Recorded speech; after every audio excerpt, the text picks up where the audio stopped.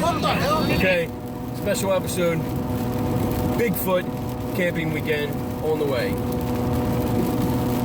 We are on the turnpike, and I have Lou. Lou is with me. That's right. Sexy head. Shut up. And we got Donna. Hey. And Connor. He's eating. He's eating. He doesn't care. He's got gummy bears. So we're driving. Lou is looking at a list. What are you looking at? The top 100 Bigfoot researchers of all time. Of all time. I don't think we should go through all 100. No, but the guy I thought would be on the top 10 at least isn't even here Wow. so far, and I'm at 39, 40. We should go through like the top 5. All right, well, let me go to the top 100 first. Well, hurry up. I want to Scroll. find this guy. Scroll. Not him. What are you looking for? This one dude, but I can't remember his name, but I know who it is. You don't know his. You can't remember his name, but you're looking for him on the I list. know who it is if I see it, but I just can't remember his name. You're not good. Eric Altman is number 67. Really? Eric made the list? Eric Allman, unofficial sponsor number 1. Exactly. BFRO investigator, then founder of the Pennsylvania Bigfoot Society. He's the Has founder? given many speeches and thought has he was- co-hosted a radio show with Sean Corker. Though Sean Corker, as of now, has since split off and does another radio show called Arcane Radio. Oh. Eric Allman is on there. Nice. Way to go, Eric. That's right.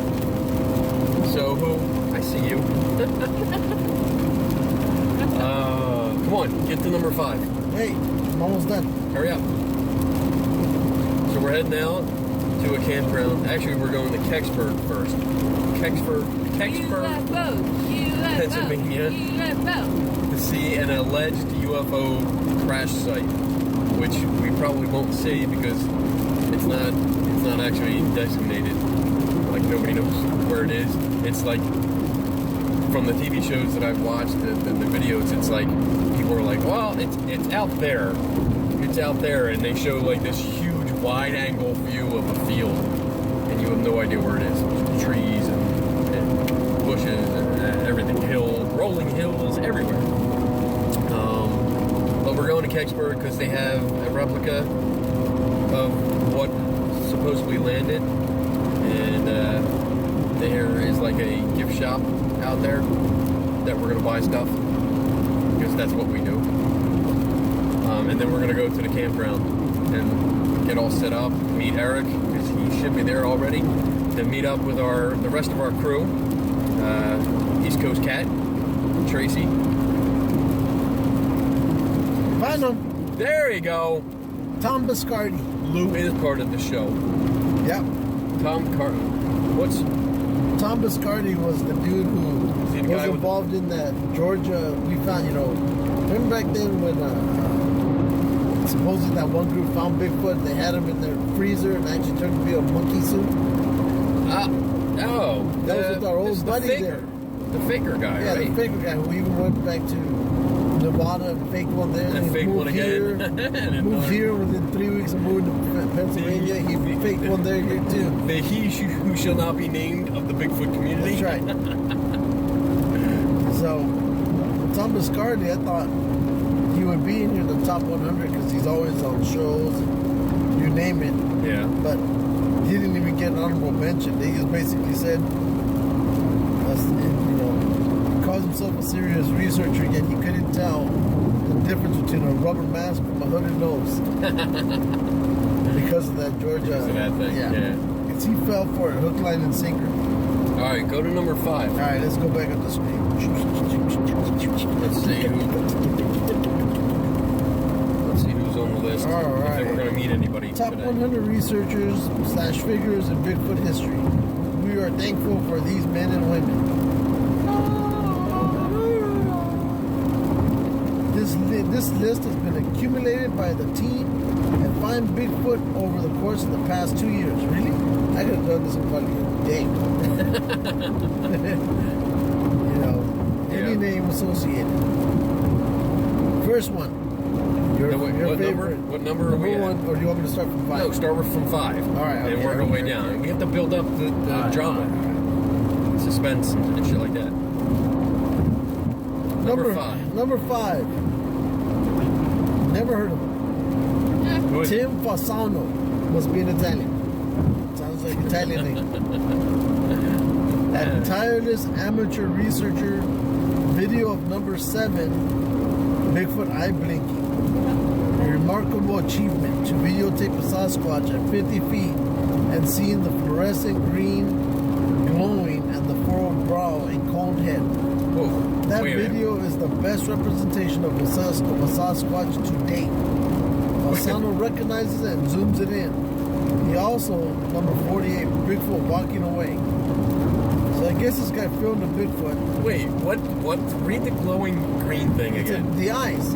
I guess he got it, its eyes glow red His green. eyes glow green And he could tell that it was a Bigfoot from 50 feet away. from 50 feet. That's not far. 50 feet is not far. You know what we should do? We should do this on the show next week or when we come back and look for this video. And look, all right, yes, I want to look for this video. Because it's not giving the video. But this is what he looks like. He looks like a little like Gowan. Yeah. Looks like you. There he is. Jason Gowan, you're a Bigfoot researcher? Right. He's number 6. Number 4, John Green. I've kind of heard of him. Yeah. So at least there's something there. If there is one father of Sasquatch research, it would be John Green. He touched all aspects of research. Author of Sasquatch, The Apes Among Us, creator of the first database of 4,000 sightings. Alleged. Books on the track of the Sasquatch. Alleged. Sightings. 1968, also Year of the Sasquatch, The Sasquatch File, Sasquatch, The Apes Among Us, The Best Sasquatch / Bigfoot, which is a must for all Sasquatchers. It's Yeah. a must. Alrighty, number 3. Number 3. One of the people we're gonna see today, Really? Jeff Meldrum. Wait, no, Oh, well, no, that's the other guy. he's not going to be there. Well, not this guy. Oh no, Jeff Meldrum will be there. He's the guy we were talking about earlier. Yeah. Okay. Footprint analyst, author of Legend Meets Science, Mid-Tarsal. A speaker at countless events, which, he's everywhere. He's been the most steadfast in his belief in Sasquatch, freely showing his collection of 200 plus casts. Appeared on major TV shows like Monster Quest, evaluation of alleged Sasquatch footprints and their inferred functional morphology. See, all these words here you are screwed up. Hominid bipedalism and cryptology. That one you would probably broke your tongue. Our excellent starters, those interested in morphology. Absent from social media but active in conferences. Okay. Number 2.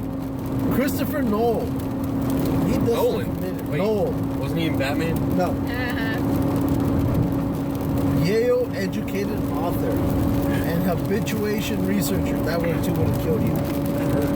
Development of the backyard Bigfoot theory, number 2 and number 18. Woodpile and pushed tree. I guess those are the list, I guess. There's a list. Yes, I Like number like to 2 know and what number 1 is and then what Wow. number 3 to 17 are. Okay. Both show Sasquatch at under 50 feet with his thermal. What? I'm gonna have to look Thermal's for on. He's got. this. Yes. He's got. All right. So there's a Oh. video of thermal. Yeah. Maybe. The woodpile thermal is remarkable because it literally is in the backyard of a home that borders heavy forest. His technique of solo cold camping without tent in remote areas shows great courage. Also, another reason that he's probably going to end up in a book with David Paulides as the missing people that go into national forests. And which, mind you, David Paulides is ranked as number 57 Damn. on this list. He has recorded knocks, hair, whoops, howls. Whoops. We should do that one too. Whoops. Whoops. Whoops. I've been found. Whoops. Picture taken. I fell down a hill. Whoops. Whoops. Whoops.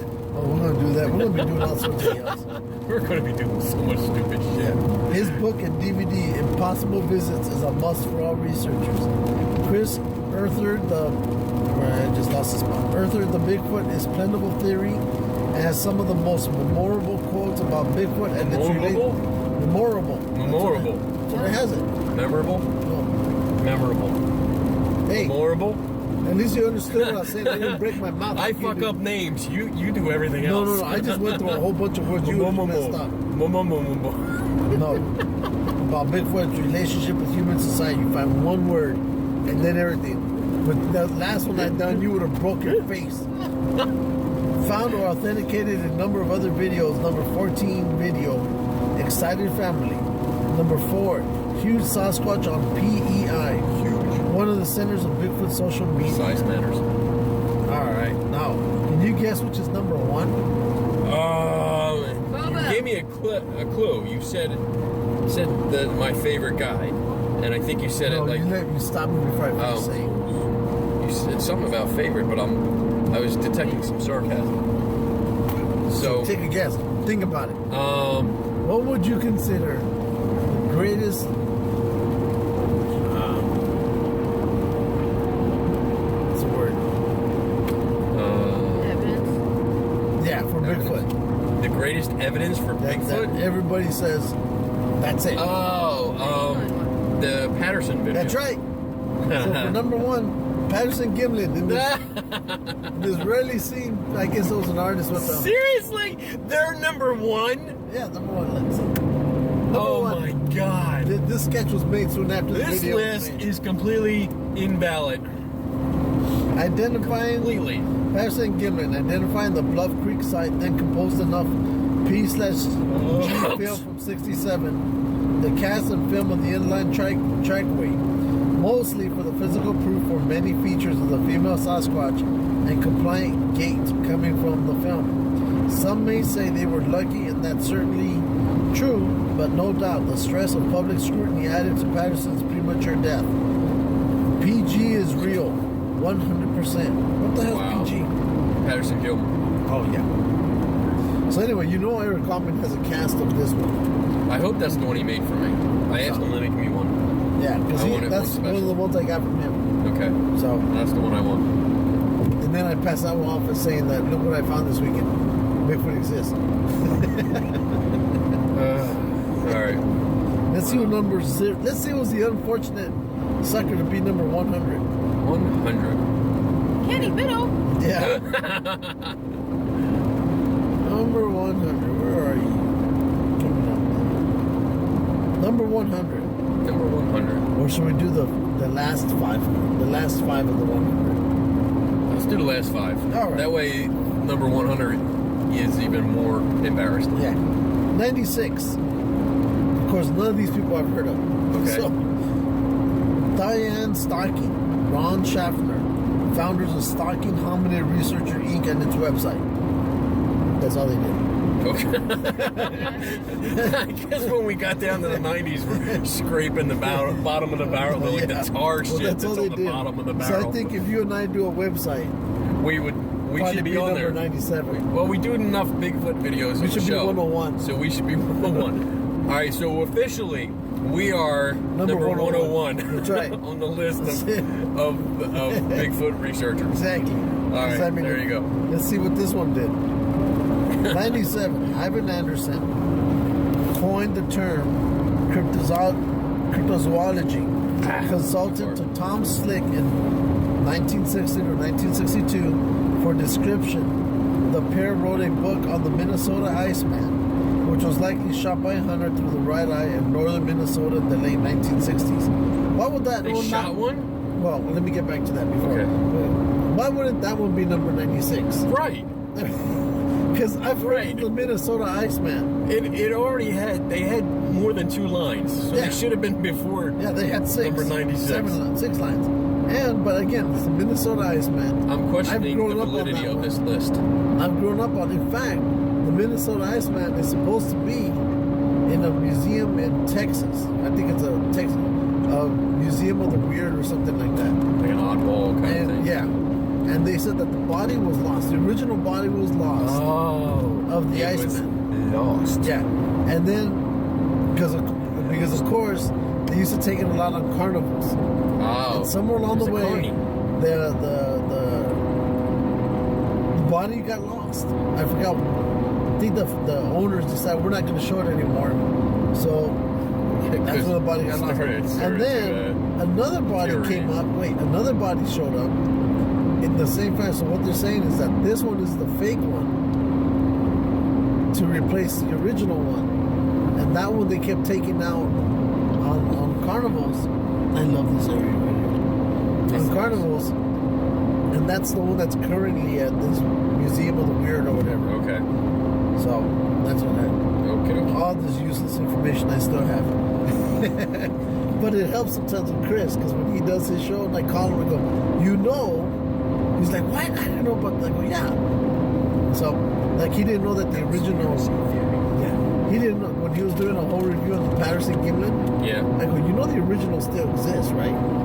He goes, no. He goes, yeah, Roger's wife owns it. Allegedly. No, she owns the original film. No, Allegedly. She still does. No, allegedly. No, she owns it. Have you seen it?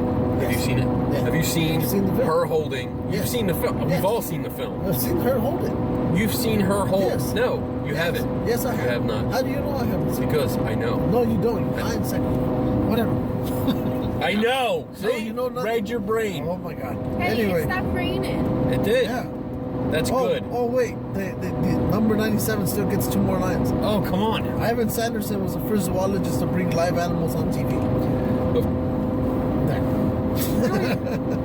I think we should officially swap those. Yeah, 96 and 97. Or swap. 98.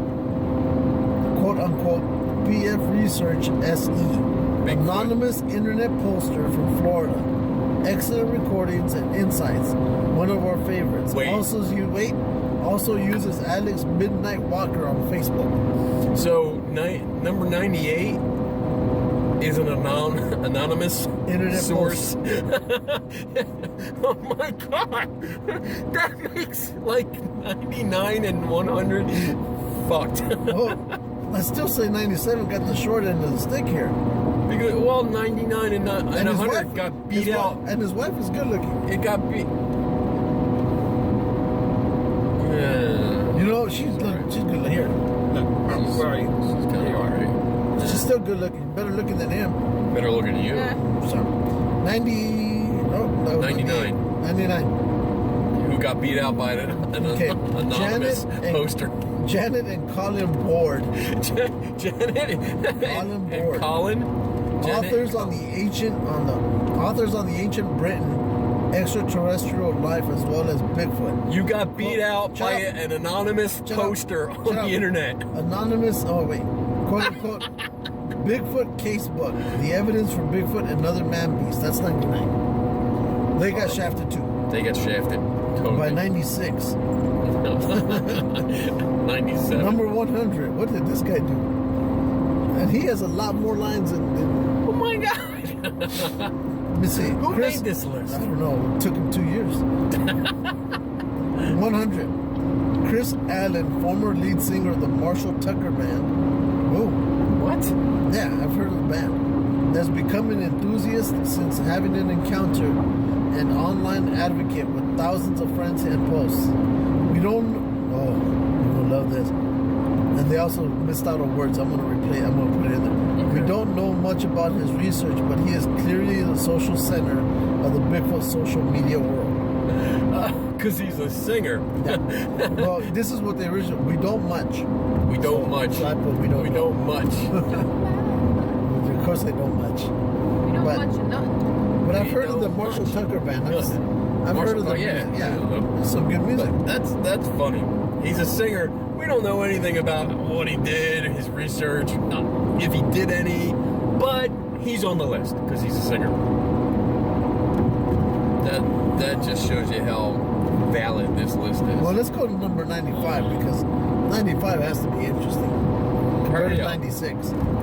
95, Chris Perlock and Andy Piper of the BFRO investigators for the Midwest, Wisconsin, and Minnesota researchers and organizers. Excellent recordings of Minnesota's horse howling Bigfoot. Perlock also determined that there were, here they messed up again, determined that there were right and left-handed tree twists, and they were likely to perform with a reverse handshake position.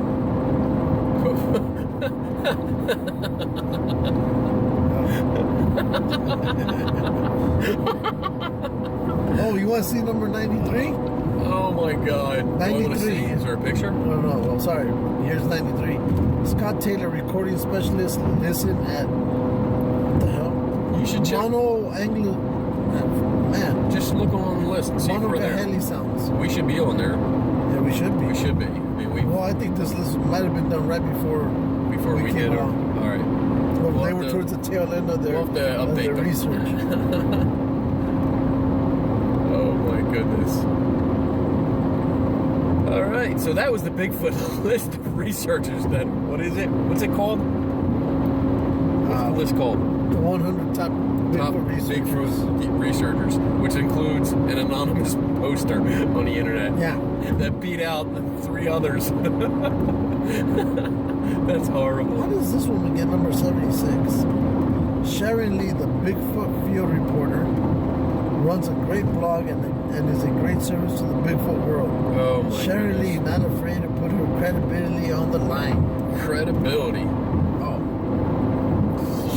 It's not really something I'm going to associate with this list. Yeah, well. This list Except for Eric Altman, Yeah. who's on there. 67. We like him.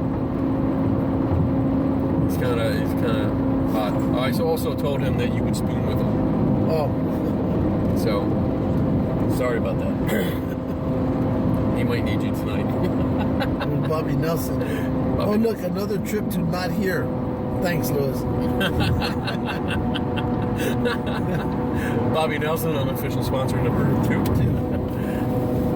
So, All right, let me wrap this video up because we have like 20 minutes on here. all right. All right, and let's see. We'll do more videos when we get there. Exactly. We're going to be doing videos all weekend. Yeah, apparently. So there. Okay, I'm going to stop this now.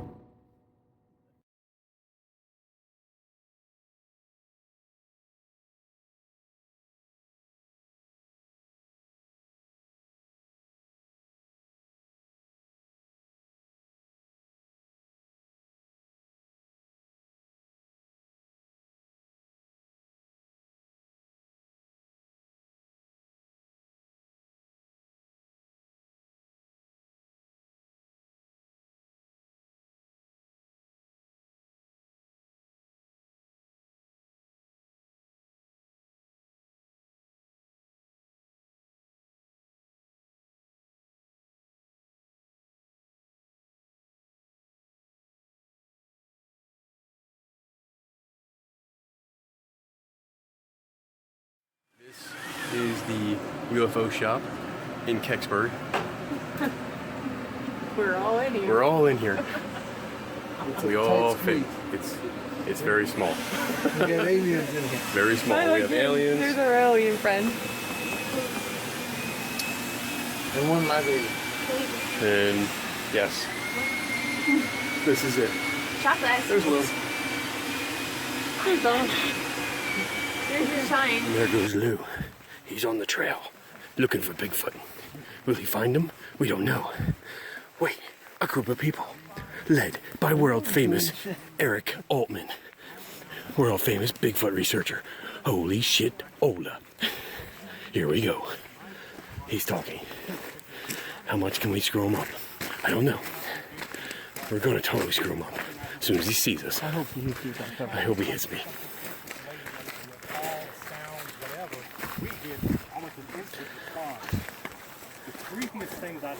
Hey, so we're here with Eric Altman, Bigfoot researcher. I don't know why he's smiling like this so much. Because I'm next to Kenny. That's right. That's right. Oh my God. He's got Lou on the other side of him. Oh, this is called a threesome. Little kids, please turn this off. Anyway, how you doing? I'm well. I'm Everything tired, going but I'm good? well. Yeah, well, yeah. You've had a long couple days. I've had a long couple of months. Yeah. And it's all over now. Well, almost. We're going to make it longer between us. We're gonna go out with Eric tonight. And we're gonna go on a trail and we're gonna do like sagging sticks. And And we're going to tie him to a tree and cover him with honey, and he's going to be our bait. well, that wouldn't be the first time. Yeah. Joe, I've heard that about he's you. used to it. I'm into Cool. that. It's cool. And we're gonna find Bigfoot, right? We're going to try. The point of this whole weekend, whether people know it or not, is to get the token skeptic we're gonna find Bigfoot. So We're try. They're gonna try and make me If believe. not, Eric and I will just eat tacos and we won't share with that. Damn right. With that aspect. There you go. We'll have a good night anyway. All right, One good. way or the other. Cool. All right, we're gonna go get ready and go. All right, guys. All right, later. See ya. Bye. You have to have a four-wheel drive vehicle to get there. All right, I'll wait over here for a few minutes if anybody's coming. This is Sean. Sean is one of the co-organizers of the event. Sean is going to be taking a group out with him to a location that's about 2.5 miles from here. We'll also need a four-wheel drive to get to this area because there are huge mud holes and ruts in the road to get to this area. It's a very good area. It's a very active area and has been for a while. So if you want to go with Sean, tell me what you want him to do. If you want to go with me with four-wheel drive, I'm in this silver truck right here. Just let me know. We're going to be on this pipeline. It's right back here, but we're going to be about 3 miles on this side of it. So if anybody's interested, come on over this way.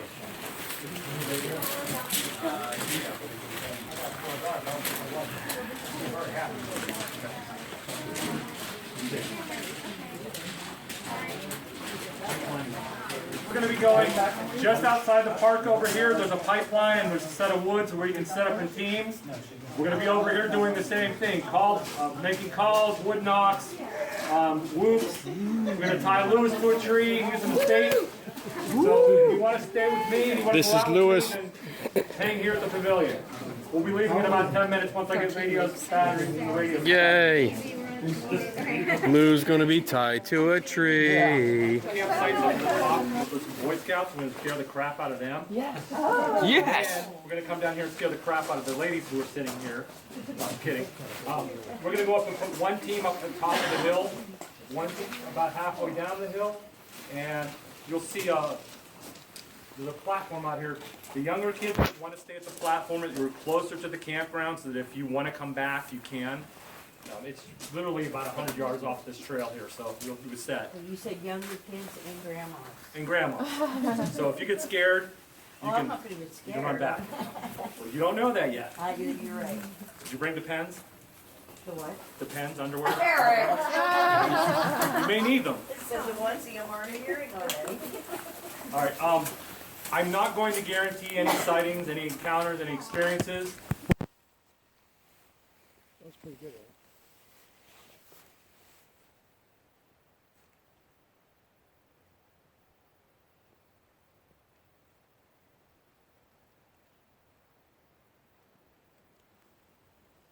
Anything back?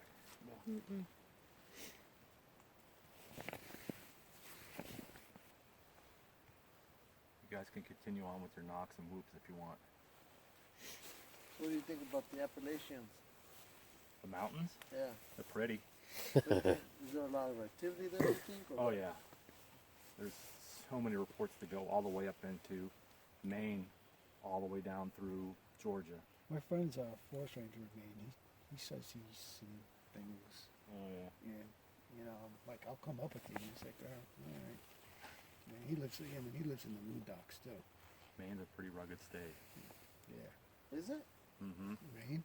Oh, yeah. It's Why is that? He, a lot of pine trees. Yeah. We scared this poor kid up there. Flashing. Somebody pooped themselves. that was pretty good. That was a good one, right? All right, so we are out here in the woods of the campground, and it's, I don't know what time it is. It's pretty late. But we came out here with Eric Altman, and Lou is with me, Donna's with me, and there's a couple other guys. Ron, who is a mutual friend with Sharon Hill. He's out here, and we've been out here for probably about, I don't know, like a half hour, 40 minutes. I did some knocks on a tree with a wooden stick. Lou's gonna do some more, I think.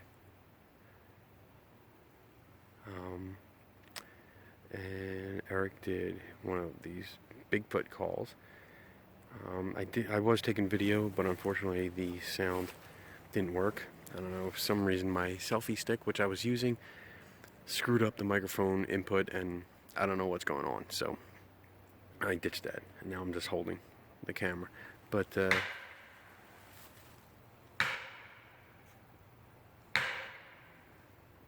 that's Lou doing the Bigfoot knocks. But it has been interesting talking to Eric, because I've asked him a couple questions, which unfortunately weren't recorded, but talking about like these knocks, for instance, like what's the big deal? Where did this come from? How do you know this does anything? And he was very honest and upfront, very objective, saying basically he has no idea, that it's speculation, and pretty cool. That other researchers do it, that it's a pattern that they've seen with eyewitness accounts, and that comes second and third hand, sometimes first hand, but no one's actually seen a Bigfoot do it, but they do it anyway.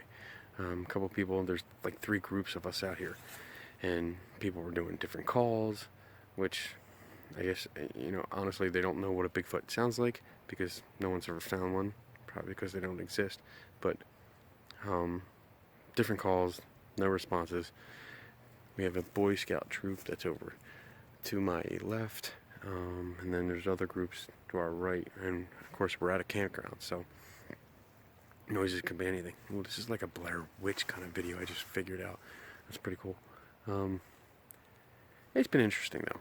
I think the highlight of tonight is actually talking to Eric and asking the questions, and he's being really friggin' honest with his answers, which is really cool.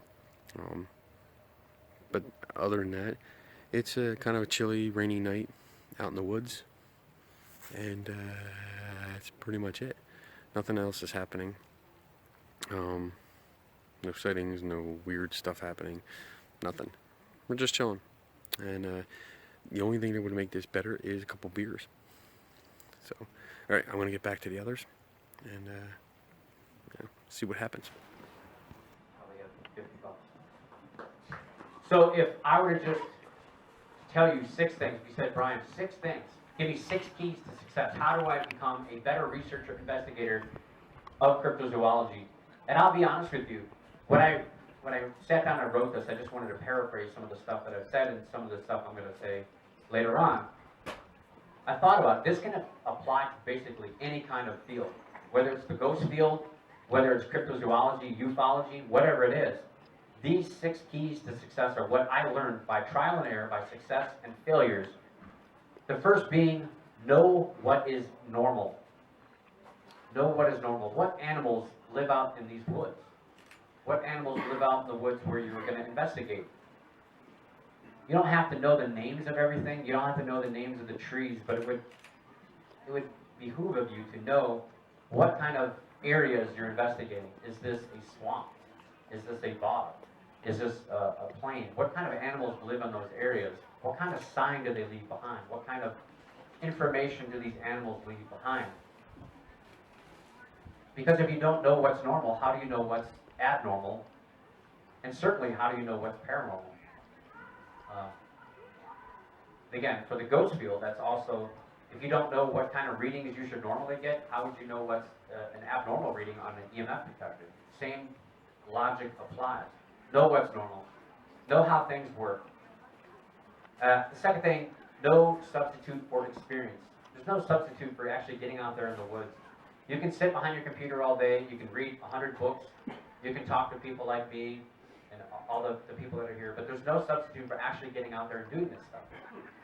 It's one thing to, I'll talk about this, I have a slide later on, but I'll mention it now. It's one thing to see a print on somebody's table back there. It's another thing to see a print in a book.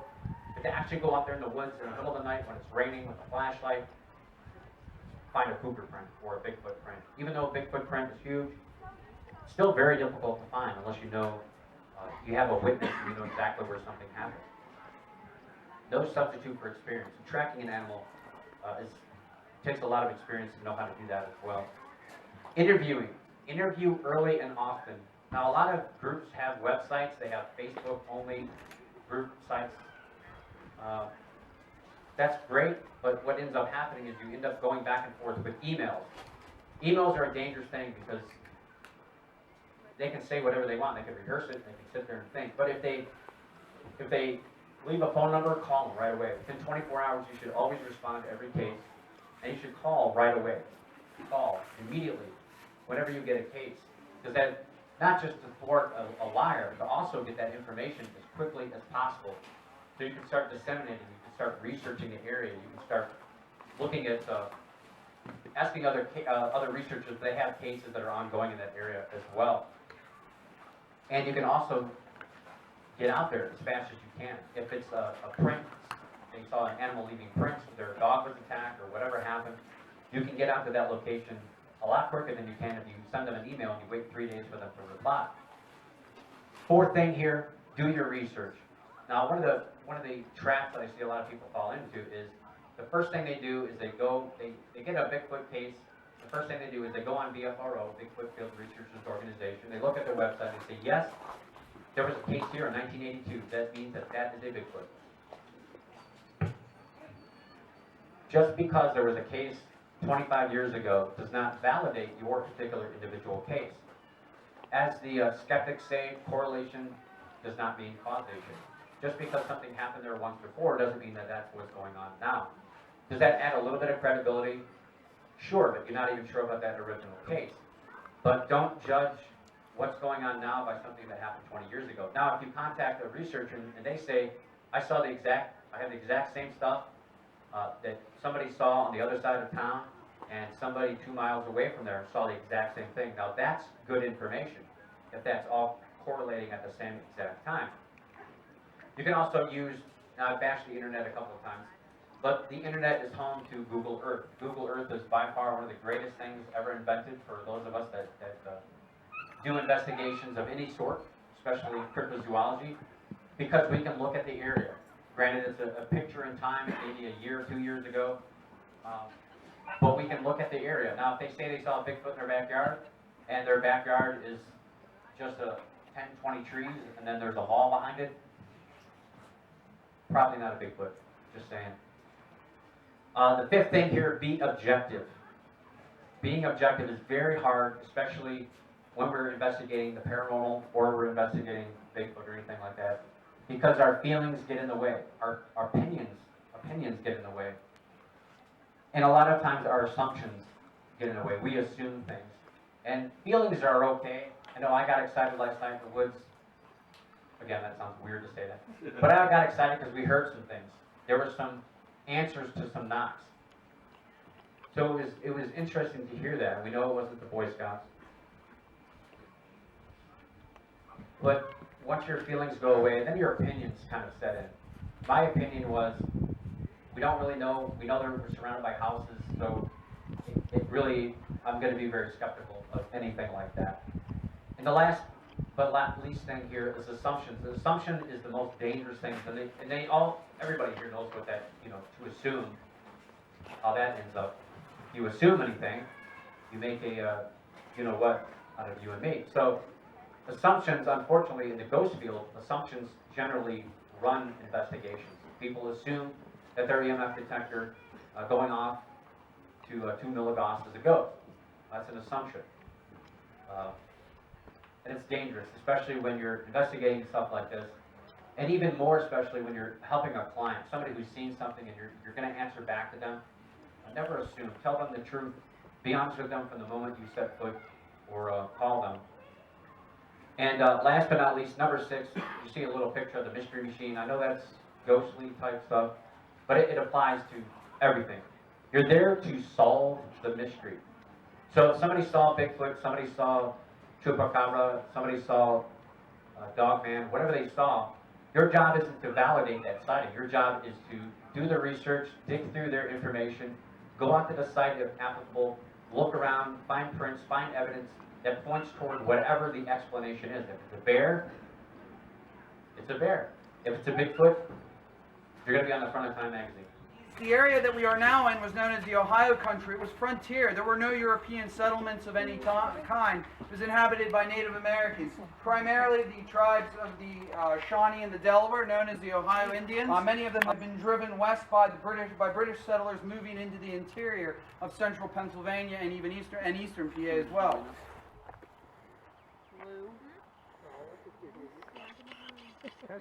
Why did they give it command to Washington if he was young and That's a good question, right?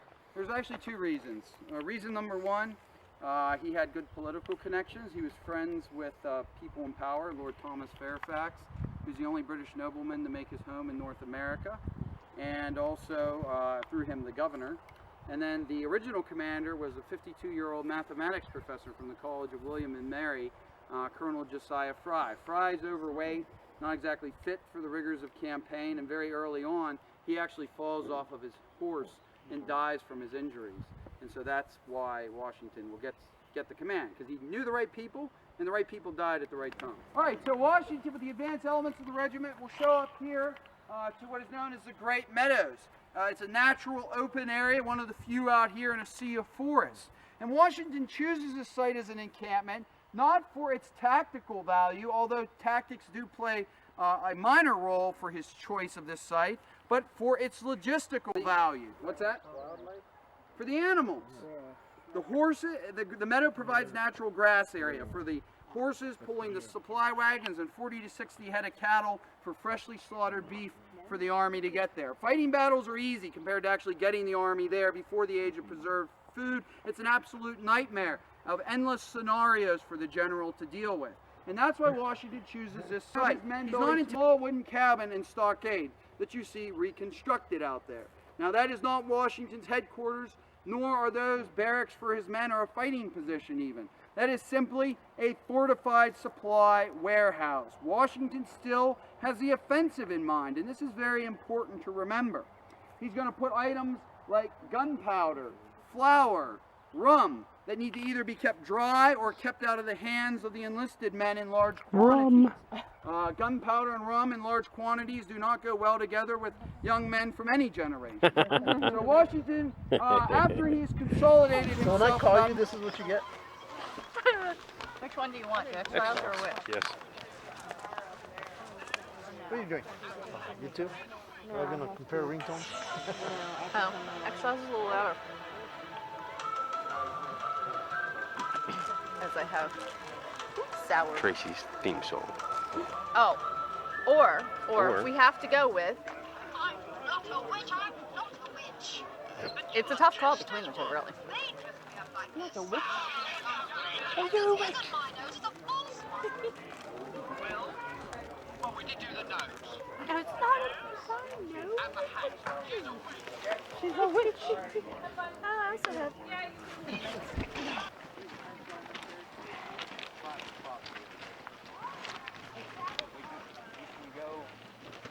If anybody wants to take a team and sit like close to that fence, you're more than welcome to. This is the pipeline we're on right now. Okay. And down below us is a wooden platform. If anybody wants to go down on that wooden platform to sit on, you can sit on that platform.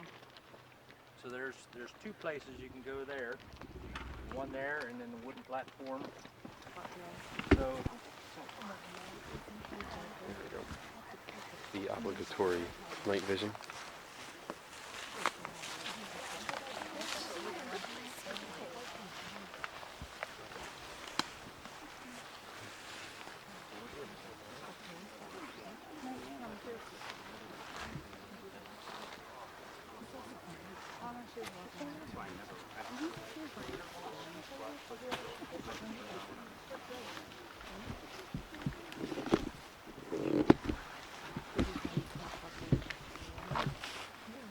So we're out here in the woods, not too far from campground, looking for Bigfoot. We're actually waiting for Bigfoot. There's like 20 some of us here, all sitting around, standing around. Some people bought chairs. They were smart. Like that. That's Michael. We're in the same place we were last night. And we have Brian Parsons as, Brian Parson as the team leader. And we're kind of just spread out right now, waiting for something to happen. I don't think anything's gonna happen. We'll see.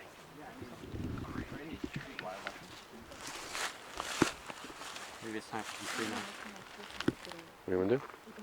I think we should hit a tree. That's what I was just, Good. contemplating. Well, plant a tree. Plant a tree. I think a tree hugger would be upset with you. Don't upset him. Stop.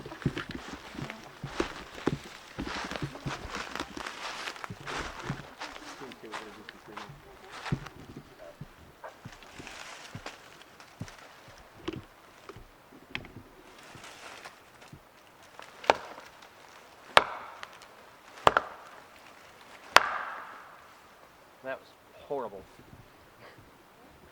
It's not my stick. Sure, that's the excuse. See, it's not the size of the stick. Oh. It's how you use it. Okay. That's a bad tree. Hear that, lady? Please tell me that on camera.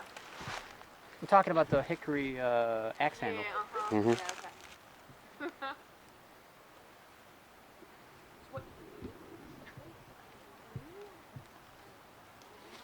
That's called premature knocking. Did I use the right sand? Yeah. It's not mine. It's not mine, baby. You know, before you go out in the field, you have to know how to use your stick. That's true. You're absolutely correct. Now, I noticed last night, like, this is a serious question. Last night, as they were radioing everybody back and forth and saying, we're going to do a call, we're going to do this, I noticed that pretty much everyone that did a call did something completely different. Mm-hmm. What's the deal with that? There's really no protocol. There's no. Yeah. I mean, especially here, this is just. We're just flying at the seat of our pants, really. There's no. If I were to do it, yeah, we'd kind of pre-plan. Let's stick with one kind of call. It really depends on the area here. I mean, we got a nice valley here, so really anything goes. But traditionally, from what I hear, people would start with whoops first, and then go into calls. Me, I'm not a real big believer in all that stuff anyway. I think beating trees with sticks is silly, and screaming in the woods. But then again, you have to think of it this way. This is what somebody told me. They're like, well, how else are you really going to make any kind of contact other than just hanging out in the woods? And I said, well, maybe that's what you need to do. You just act normal. But I guess it's just a way of drawing them in. But then, how do you know when to stop? Or like you said, like, Right. How do you know really what to do? Or, yeah, that's the, I guess, the confusion on my part. Like, I come out here and I hear everybody talking about smacking trees and doing these different calls, and I don't understand, like, what's the, how did this come about? Because I did a presentation in Butler, and I said, you know, it's a highly subjective method to howl and scream and whoop and beat trees. Right. Just kind of like as a joke, and people were laughing, but then I noticed all the investigators on the side were like giving me these mean looks, and so I had to explain it. You know, it's kind of like, it's highly subjective. You don't know who's out there. You don't know if another camper is out there or a hiker who's, you know, follows finding Bigfoot or something. He's going to make his own noises. Or just, oh, dude, did you hear that? We'll make this one call back or something. Yeah. But I mean, you do it enough, you can tell a person from something, which leads to the next problem. What does it really matter what you do? Because whatever's out there is going to know anyway. So even your best whoop or whatever, how do you even know that's a Bigfoot anyway? We don't even know if they really do it. It's just a guess. Yeah. So to me, it's just highly subjective. But something like this, like, how else are you going to do anything? So you investigate paranormal stuff. Correct. All right. So I'm wondering what your opinion is, because I've noticed today this is my first adventure into Bigfoot stuff. Oh, really? Yeah, I haven't done anything before with it. I've done UFOs, I've done ghosts and stuff for a long time, years now. And from last night and talking to people today, from my point of view, I see no difference between the three main things. That's why I say when I talk about an expedition, what we're doing, it's the same as a ghost hunt. You're going into a location basically deprived of your senses, and you're throwing anything at the wall and hoping it sticks and hoping you get an answer back. Because again, it's subjective what we're doing right now. We're listening for noises and we can speculate, but we don't know the source. But the good thing is you know, if you have a FLIR or something like that, you can. But even it's still subjective because you're seeing shapes. Yes. So you really have to know exactly what you're seeing or placement, and then go in there and get it. Either get it or find track or sign of what was there. Yeah, I agree. Because, I agree. 9 times out of 10, even on the best FLIR, you're not going to be able to pick out a deer versus anything else. Yeah. Now some deer, like if they're looking right at you and their ears are out, you can tell the silhouette. But more often than not, they're not going to be perfectly directed at you. Yeah. They're going to be at a 3/4 angle or something, and they're just going to look like a blob on your FLIR. So you're absolutely correct. There really is no difference when you break it down. The only difference is this has a larger potential to be more tangible. We can hopefully find some physical evidence. If they exist, yeah, you have a better chance of finding one of these things than. People say, well, you know, they record sounds and then they put the sounds. People will, you know, take them to some sound engineer and they'll say, well, that's definitely not human. Whether you can trust that or not, I don't know, but.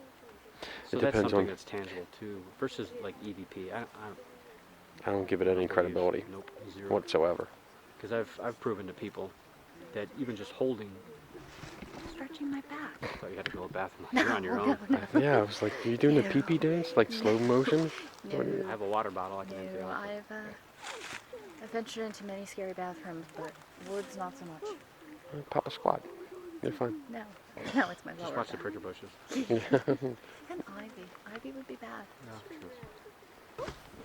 It's funny. Yeah. I'll bang a tree. Can I bang a tree? See, it's on file. Can I bang a tree? Hold on. I don't have a flashlight. Do you need a flashlight? What are you taping I don't- this side to? That's probably why It's you I don't. don't know, Dude, because it's not my thing. are you, Kenny, are you Team 2 is recording? going to do some Yes. tree knocks. Okay, because you're not getting anything. Yes, I am. He's Oh. looking at it.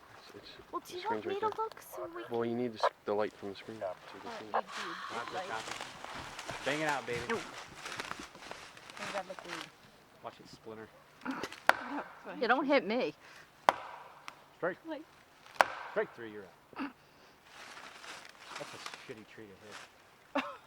We need to find a thicker one. That can be. We can go to the tree we hit last night. It was really cool. But it was up Kenny, you're not in light anymore, so you totally blew that whole thing. These are pretty young trees. Here's your stick. because Sasquatch knocked all the other ones down. Tied them up and knocked. Science, bitches. Science. Whoa, bright light, bright light. I can see. Make it fine. I can't. I don't want to twist it the wrong way. Oh, Jesus. That's what she said. Wow. Right before the hospital trip. Before dialing 911. It'd be embarrassing. Before leaving the money on the drum. Yeah. Oh, I just blinded myself. Oh. Wow. Sorry. It was a dark and stormy night. I can't even say it with a straight face. Dumbass. Scream like a girl. Let's get those acting classes in here. We're hunting Bigfoot. You have to cry and have like snot running down your Oh nose. no, it's not Blair Witch. Come on down and And that was the most I want disgusting the audience thing. to be like It's trying to reach for Sasquatch it. witch.